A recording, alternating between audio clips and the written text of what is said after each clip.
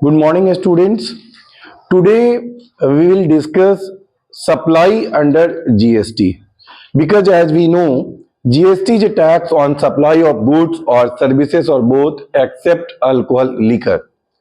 अब यहाँ पर हम लोग को समझना है कि सप्लाई होता क्या है। क्योंकि जीएसटी सप्लाई पे लगता है तो हम लोग को सप्लाई समझना होगा। तो हम लोग देखते हैं सप्लाई अंडर जीएसटी। जीएसटी में सप्लाई को सेक्शन 7 सब सेक्शन 1 में रखा गया है। अब हम लोग कंप्लीट सप्लाई को समझते हैं। तो सप्लाई को एक चार्ट में हम लोग समझते हैं। Supply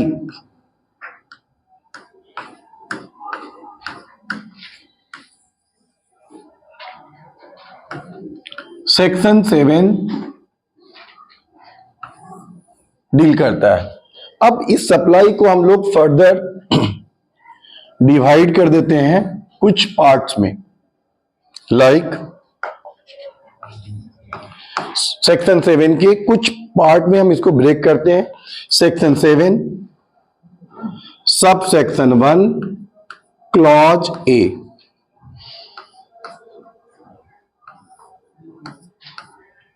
section 7 sub section 1 clause B. Section 7 sub section 1 clause सी। सेक्शन 7 सब सेक्शन 1A और है एक last section 7 sub section 2 clause 3। अब हम लोग एक एक करके देखेंगे। सेक्शन 7 सब सेक्शन 1A क्या बोलता है। Section 7 sub section 1 clause A क्या बताता है। Section 7 sub section 1 clause A जो है मुझे बताता है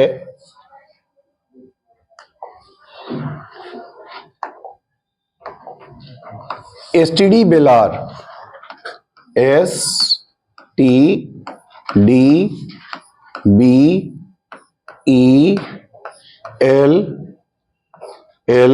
और R। एसटीडी बेलार मतलब sale, transfer, disposal, barter, exchange, lease, licence and rent. STD बेलार शॉर्ट में हम लोग बोलते हैं। अगर इन चीजों को सप्लाई कहना है तो उसे हमें बिजनेस के तहत कंसिडरेशन के साथ किया जाएगा, तभी हम इसको सप्लाई बोलेंगे। सपोज अगर हम लोग सेल को तब तक सप्लाई नहीं बोलेंगे जब तक कि ये बिजनेस के तहत कंसिडरेशन के साथ नहीं किया जाए। नेक्स्ट है section 7 sub section 1 clause B. ये बोलता है import of service. Import of service अगर आप कंसिडरेशन के साथ करते हैं, मतलब बाहर से आप अगर सर्विस ले रहे हैं और अगर उसकी पेमेंट जा रही है, चाहे वो पर्सनल नेचर का हो या बिजनेस नेचर का हो, बिजनेस के लिए ले रहा हो, पर्सनल के लिए पर्सनली ले रहे हैं या बिजनेस के लिए ले रहे हैं, अगर वो आप कंसिडरेशन पे कर रहे हैं तो वो सप्लाई माना जाएगा। Section 7 sub section 1 clause C. Clause C ये बोलता है मैं तो खुद सी हूं, मतलब विदाउट कंसिडरेशन। विदाउट कंसिडरेशन और ये शेड्यूल 1 में बताता है। अब शेड्यूल 1 में हम लोग क्या देखते हैं, एक कोडवर्ड है RBI PA। RBI PA मतलब अगर आप इंपोर्ट ऑफ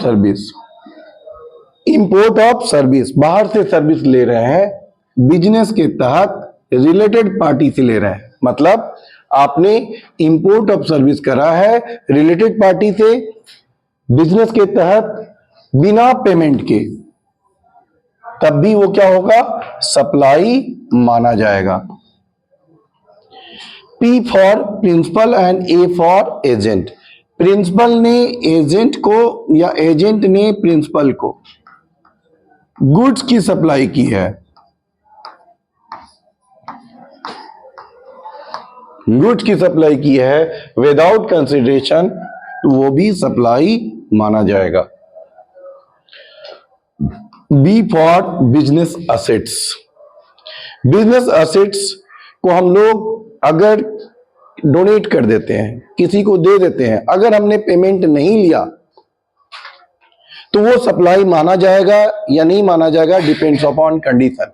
अगर उस बिजनेस असेट पे हमने इनपुट टैक्स क्रेडिट का क्लेम कर रखा है, तब मैंने किसी को फ्री में दिया, तो वो सप्लाई माना जाएगा। नेक्स्ट है section 7 1A। Section 7 1A।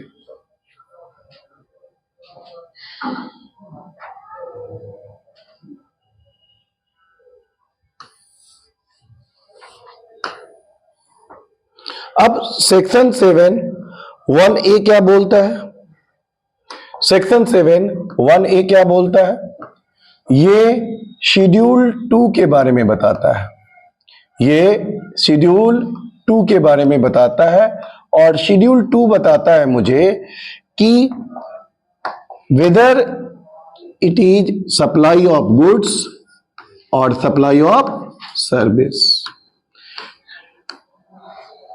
Supply of goods है या सप्लाई ऑफ सर्विस है। फॉर एग्जाम्पल, रेस्टोरेंट में हम लोग खाना खाने जाते हैं, तो वहां पर मुझे सपोज पिज्जा मैं खा रहा हूं, तो वो तो गुड्स है, और वेटर मुझे सर्व करके दे रहा है, तो वो तो सर्विस है। अब जीएसटी लगता है, तो जीएसटी वहां पर गुड्स पे लग रहा है या सर्विस पे लग रहा है, तो ये शेड्यूल 2 बताता है मुझे कि वो दरअसल कंप्लीट रेस्टोरेंट को कंप्लीट सर्विस मान लिया गया है और सर्विस पे जीएसटी लग रहा है। Next, last one, section 7 sub section 2 clause 3।